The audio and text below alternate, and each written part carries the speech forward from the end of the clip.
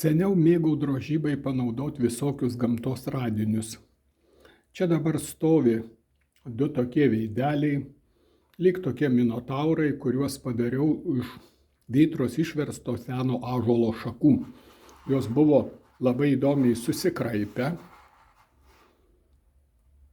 keistai augę, tai nedaug reikėjo pridėti kaltelį, kad va štai toks atsirastų veidelis. Kitas panašus, irgi ąžuolo šaka, išsišakojo į dvi, o ties viduriu susidarė susisukusios medienos sustorėjimas. Tai nedaug ką pridėjau, stengiuosi išsaugoti tas medienos vietas, kurios atitiko mano sumanymą. Tai tik tie ragai, šiek tiek akys yra drožta, visa kita liko taip, kaip buvo. O dabar parodysiu kelias įdomybės iš alksnio. Taip nutinka, kad ant alksnio kamieno prie šaknų dažnai užauga štai tokie rutuliukai, tokie gumbeliai. Jie būna priaugę prie medienos per tokius lyg spygliukus ir lengvai yra nuplėšiami. Tai nuslupus žievę lieka toks kaip riešutėlis. Čia jau buvo surasti du dideli.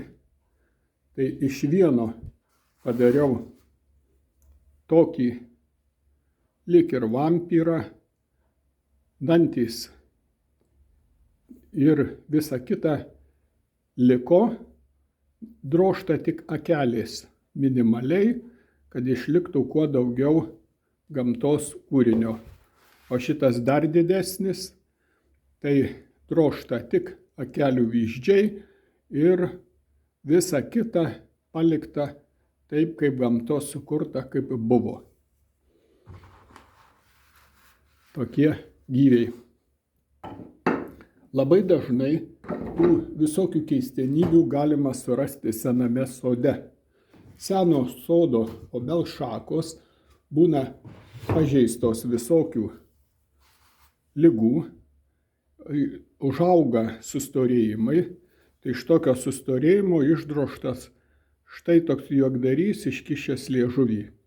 Irgi taip pat išsaugota kiek įmanoma medienos visa struktūra, drožta tik akytės ir kepurės viršutinė dalis, visa kita liko.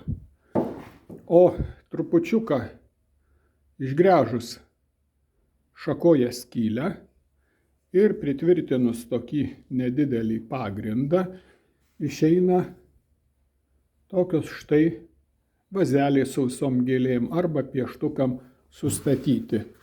Dar iš tų obelies keistų šakelių visokių tokių girinių žmogiukų buvau pridaręs, tai štai du dirbtuvėje ir pasiliko. Kaip atrodo tie radiniai? Ant alksnio kamienų prie pat žemės kartais užauga tokie kaip ežiukai. Ten irgi būna pumpurai, kurie suauga į tokias saugas ir vėliau sustorėja toj vietoj kamienas. Tai čia prie pat šaknų alksnio medienos štai toks gabalas.